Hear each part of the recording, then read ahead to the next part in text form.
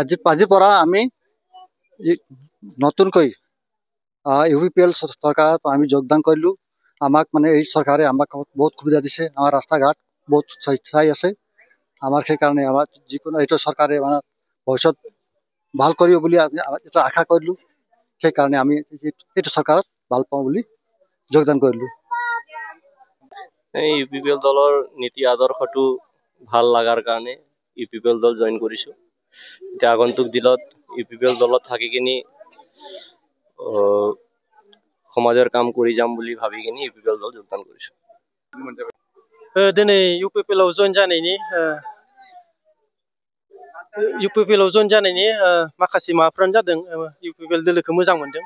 मानो होनबा इउपिपिएल दोलोनि जाहा बिथां शिब प्रमद बर'नि दैदेननाय जि सरकार बेयो जोबोर मोजां बेबायदिनो खामानि मावदों। जि खामानिफोरखौ आगोलनि सरकारा मावनो हायाखैमोन, दानि सरकारा मावनायखौ जों नुनो मोनदों। जाय सिगांनि सरकारा मावदोंब्लाबो किसुमान जायफोर खामानिया मावथावना डेभेलपमेन्टनि खामानि, बे गासै खामानिफोरखौ जोङो बे प्रमद बर' सरकारनि खामानिखौ जों मावनायखौ नुनो मोनदों। बेनिखायनो मोजां मोननानै दिनै इउपिपिएल दोलोआव हाबदों। हाबनायनि गुबै जाहोनफ्रा बेनो, जों आसा खालामदों जोंहा धनसिरि समस्तियाव MCLA जोंहा बिदिनो गेप्स जानानै दङ। बेनिखायनो जोङो बे देग्लाय बोसोराव जोङो इउपिपिएल दोलोनिफ्राय MCLA बा EM देरहा होनानै जोङो जोंनि ओनसोलनि जौगानायनि जौगाहोगोन आरो जौगानायनि किसुमान डेभेलपमेन्ट पार्टफोरखौ लाबोनो हायो। बेखौ जोङो सिन्था खालामनानै आङो इउपिपिएल दोलोआव हाबदों। जाहाथे जोङो देरहासार जाहोनानै इउपिपिएल दोलोनि जि केन्डिडेट, जाय केन्डिडेटनो जाया बेखौ देरहाहोनानै जोङो मोजां सासे केन्डिडेट मोनगोन आरो बेखौ मोननानै जोङो जोंनि ओनसोलाव धनसिरि ब्लकआव बिदि मोजां डेभेलपमेन्टआ जागोन बेखौ आसा खालामदों। दिनै बे जोंनि धनसिरि समस्तिनि सिङाव थानाय धनसिरि प्राइमारि कमिटियाव खमैबो 40निख्रुइ बांसिन गोबां हारि हारिसानि व्यक्तिफोरा इउपिपिएल हान्जाखौ मोजां मोननानै जइन जादों आरो जों बरायदों। आरो दिनैनि दिनाव सारा बिटिआर ओनसोलावनो इउपिपिएलनि प्रति रायजो राजाफोरा मोजां मोननानै प्रमद बर'नि दैदेननायखौ मोजां मोननानै दोलै नोगोरै हाजार हाजार व्यक्तिफोरा दिनै इउपिपिएलआव जइन जादों। आरो बेबायदिनो दिनै जोंनि नैबे धनसिरि प्राइमारियावबो गोबां सुबुंफोरा दिनै जइन जानो हादों आरो जों बिथांमोनखौनो बरायदों। फैगोन दिनाव बिटिआरनि मोजांनि थाखाय बिथांमोनखौ एखेलगे लोगोसे लानानै आवगायलांनायनि सिन्था लादों। बिथांमोनखौ बयखौबो जों बरायदों। आरो बे हिसाबै जोंनि बे धनसिरि समस्तियाव जों दिनै फैगोन बिसायख'थियाव खोब गोरलैयैनो देरहागोन होननानै जोंहा मोनसे फोथायनाय फैदों। जोंथ' 100% फोथायो, खारन थांनाय बारनि जोंनि खामानि मावनाय आरो एबारनि खामानि मावनाय बहुद तफात दङ। आरो एबाराव जोंनिबो दोलो हिसाबै जोंनि जिखिनि खामानि बेयो सोब माने स्पिडआव जादों, खोब मोजां मोनसे इस्टाब्लिशआव जादों। लोगोसे प्रमद बर'नि दिनै समग्र बिटिआर ओनसोलनि जि मोनसे इमेज, बे इमेजआ रायजो राजानि गासैनिबो गोसोखौ जय खालामनो हादों।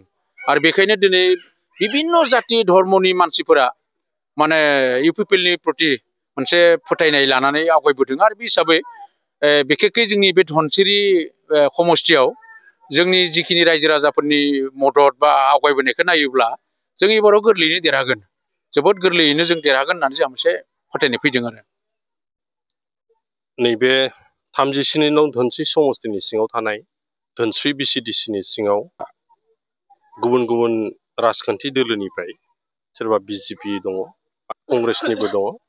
बिथांमोना जोंनि इउपिपिएल दोलनि मानव गेदेर प्रमद बर' बिथांनि दैदेननाय जि सरकार, बे सरकारनि थांनाय नैबे 4 बोसोरनिबो बारा जिथु सरकार दिनै सालायबाय, बेवहाय जिथु गासैबो हारि माहारिखौ लानानै मोनसे प्रतिश्रुति दंमोन जे बेवहाय इउपिपिएल दल सरकार जानाय लोगो लोगो सान्थि बा खौसेथि बेखौ लाबोगोन होननानै जि प्रतिश्रुति होदोंमोन, बेखौ सम्पुर्ण भाबे मावफुंनायनि उनाव आरो बे ओनसोलावबो लोगोसे गोबां रोखोमनि लामा बा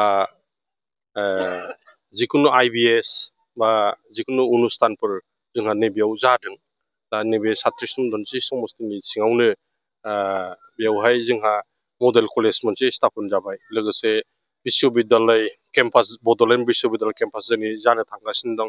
आरो अडिटरियाम मोनसे सुजित नार्जारिनि मेम'रियाव मोनसे लुदों बेबो जोंहा खाथियावनो जागासिनो दं दा बेफोर खामानि मावनायफोरखौ मोजां मोननानै गुबुन गुबुन दलनिफ्राय दिनै बेयावहाय जगदान जाफैदों आरो जों बेखौ खोब गोसो गोथारै जों आजावना लादों आरो फैबाय थानाय दिनाव नैबे 37 नं धोनस्रि समष्टिनिफ्रायबो जों इउपिपिएल हिसाबै देरहालांगोना दिनै बे रोखा जाबाय आरो बिनि थाखायनो जों दिनै खामानि मावगासिनो दं এটা ভাল ঘোষণা বঙাইগাঁও মেডিটেক এলাইট হেলথ ইনষ্টিটিউটৰ 2025 আৰু 26 বছৰৰ DMLT laboratory technician X ray and imaging technician ECG technician pharmacy assistant dental hygienist emergency technician আৰু নাৰ্ছিং কেয়াৰ এসিস্টেন্ট কোৰ্সৰ নাম ভৰ্তি কৰাটো এতিয়া চলি আছে নাম ভৰ্তি কৰাৰ বিষয়ৰ বাবে জানিবলৈ ব্যক্তিসকলে 9395558676 নম্বৰত যোগাযোগ কৰিব পাৰিব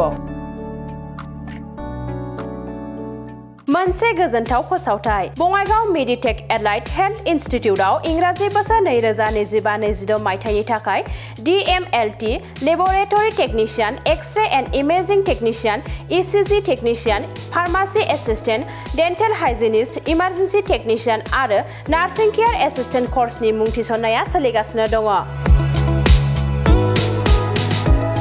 मुं थिसननायनि सोमोन्दै सुलाद लानो थाखाय 9395558676 नाम्बाराव फोनांजाब खालामनो हागोन